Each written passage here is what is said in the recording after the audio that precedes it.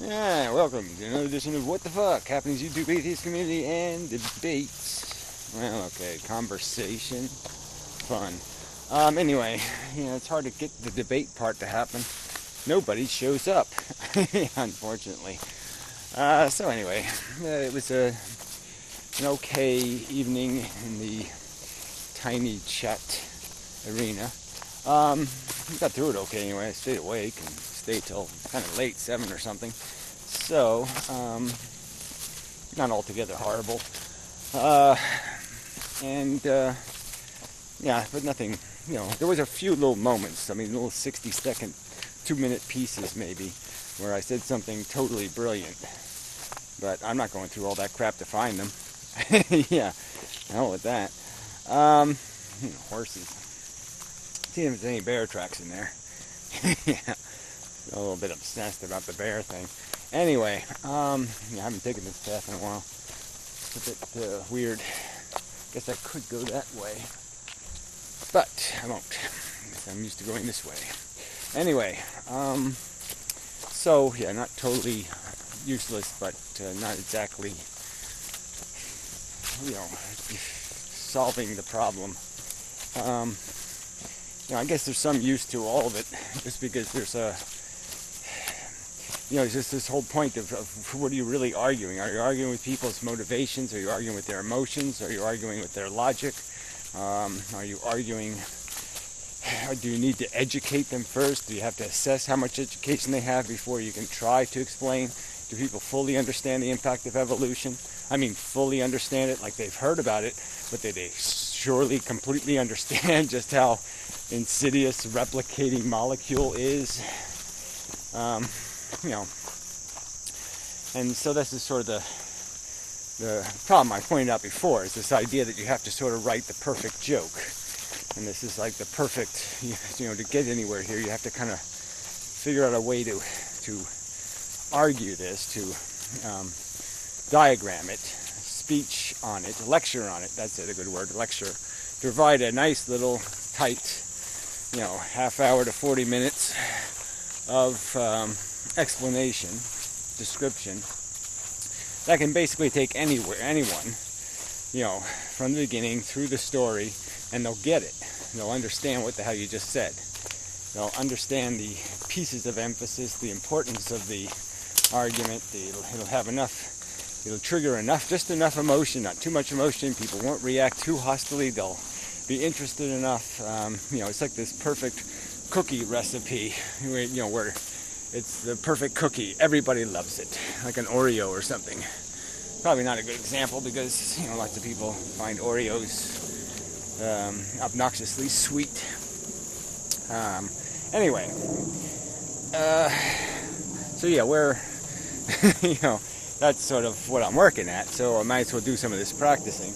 And so some of this small talk, I suppose, has some element of value in it, in the sense that you're trying to gauge and measure, how easy or hard it is to slide people into conversation, and how resistant they are to this idea of, what, you're going to get serious now?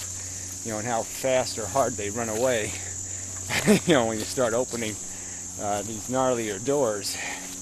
And it is all how you open them too, how gross it is.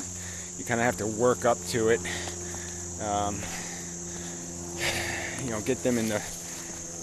Yeah, it really is a ride. It really is a progression that's needed in framing and forming, this description of reality, this map. So I guess that sort of goes with the mapping part that I'm working on, and the idea of, finding a way to frame it and describe it, illustrate it, all that stuff. And whether I'm being whether success or failure, it's just so hard to tell until you're, until you got the end product. I mean, lots of people, while they were making great movies, thought the movie was a mess and a piece of shit, and and it turned out absolutely brilliant. Apocalypse Now, stuff like that. They really didn't think they had what they needed, because everything was so fucked up. And they just edited it all together, and it came out to be a masterpiece and all that kind of shit. So yeah, where am I going from there? So yeah, you just just do what I'm doing. I'd like to do it better. I'd like to have a staff. Yeah, I like to assign duties. I like to manage its production rather than actually having to produce it all. And I'm sure some people would help out if I could give them assigned tasks. Well, can't be that sure. Yeah, no, never mind. Yeah. Yeah, unfortunately, the people that find this easiest to understand are the people who are in, the most broken a condition. Because it just becomes quite obvious when you do sit in the in the bottom of it. It just is so obvious. And you're just like, oh, yeah, the only way I could not see this is you have to totally, seduce the fuck out of me. You really do have to, get me to put the blinders back on. Because it really is just so obvious how unworth it all the bullshit is. And all the crap we get caught up in. And it is that crap. So, okay, well, enough of that overviewy stuff of the debate room. But yeah, we really need this debate thing to happen. I brought it up a little bit in a video right before this that was actually a video it's like one of those bad movies. I just didn't think it was a video. And I very rarely make a video and not post it. I mean, it only happens, once a month, let's say. And, I just wasn't very happy with it. And I was going to delete it out of the camera before I started walking here. And so then I played it again. And I said, well, wait a minute, this is a video. It's not, it gets a little rambly here and there, gets a little confused and weird, but it has some good stuff in it. And so it was just kind of funny that it really is pretty good as a video.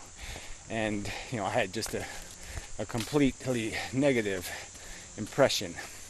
But anyway, in that video, I do raise, I forgot the reference point, so that's a little bit irritating.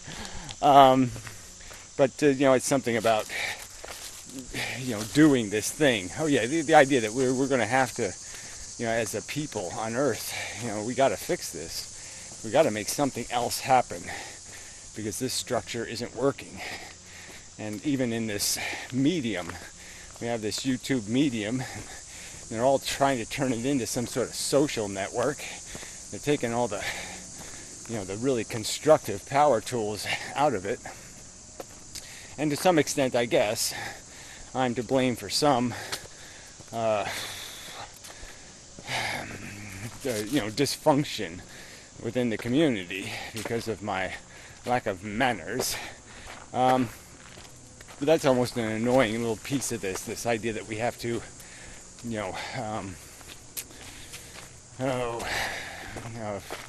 that there has to be this rigid format in terms of style, and that shouldn't be important.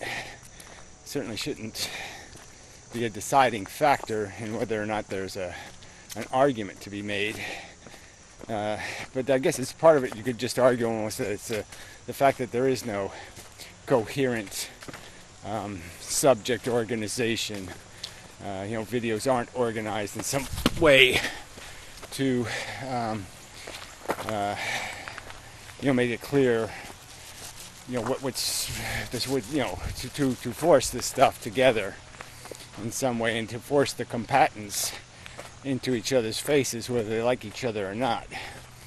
Because they would have to go to the room or the place or the collection where the argument is, and all the reference to videos are, and so they wouldn't be able to join in the conversation unless they were willing to acknowledge what is being stated collectively, because there would be too many cross-references for them to deny that foundational conversation.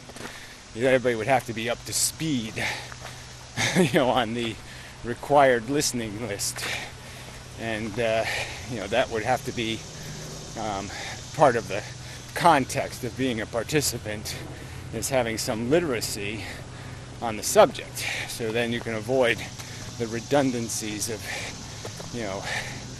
people making redundant arguments. Arguments that have already been taken care of or dealt with.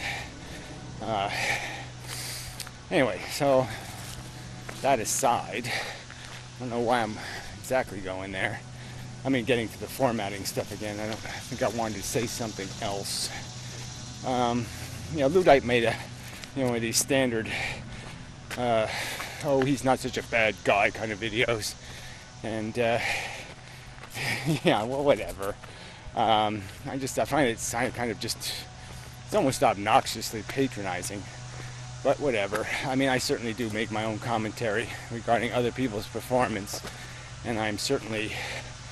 I certainly stand from a point of view where I see their flaws and errors and their shortcomings and their dysfunctions, and the weakness of their participation. So I can't say that I'm less whatever in that regard. But I guess I've never felt the need to. I don't know whether I've never done it, but yeah, you guys just don't make videos, on these kinds of subjects of assessing somebody's entire performance or something, or internet participation, or whatever you want to call it.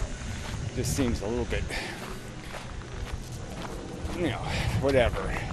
And I'd say it was okay if, like I said, if it was either, it's just such a left-handed compliment or whatever they call that. It's a, there's no point in calling somebody smart and wrong. Right and stupid. I mean, what's the alternative? It's just, whatever. It's just not quite satisfactory. And but if I'm going to reverse the critique, which I won't do for a whole video, it's not even a critique. It's just this idea that I don't think there's a counter argument still. These people are saying I'm wrong. They're not quoting the exact content that is wrong beyond saying, for Luddite anyway, he's at least illustrative enough to say he thinks it's running a profit. Now, he doesn't explain to me exactly how the concept of profit can exist in this atmosphere when you have to create the needer before you can create the satisfaction.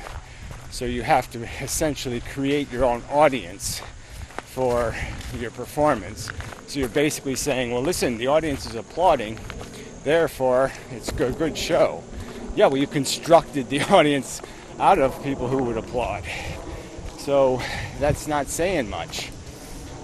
You still haven't explained to me why there's no visceral reaction by anyone to the absence of the 7 billion extra people we could support on planet Earth, theoretically, or that we don't have room for.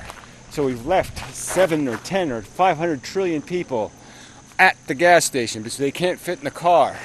We've abandoned them, and somehow nobody misses them. Nobody laments their non-existence. Somehow they don't feel like, they don't recognize the crowded bus syndrome, and they don't think about the poor non-existents who aren't here to have all this fun. And we certainly don't, as I pointed out, lament the absence of the Martians or the Venetians. So until he has a response to that, he can't really talk about this idea of a profit. That somehow he thinks it's, he's arguing that the day we can't come up with a defense for life, then life should fail. Well, I don't think you have come up with a defense, an affirmative defense. Certainly a defense to the argument that you're just running on addiction. You're running on a perception of value that has nothing to do with reason and everything to do with personal, subjective, conditioned horninesses, attachments, hungers, tastes. Erroneous, arbitrary taste sensations, bigotries and prejudices, preferences and prejudices. That's probably a good title for a movie. Instead of Pride and Prejudice, preference and prejudice. Because that's what the world's running on. Is this visceral gut sensation, and it's not running on any kind of rational calculation of any rational acknowledgement of psychology. So again, we're back to the series of videos I've done with the title Intelligence Good, Psychology Fucktarded.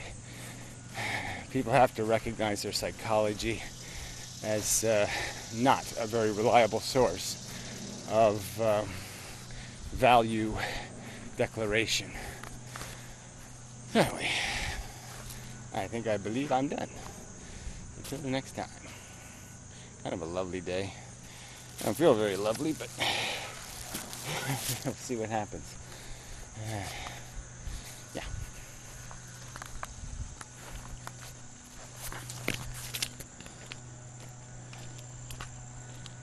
Look at that.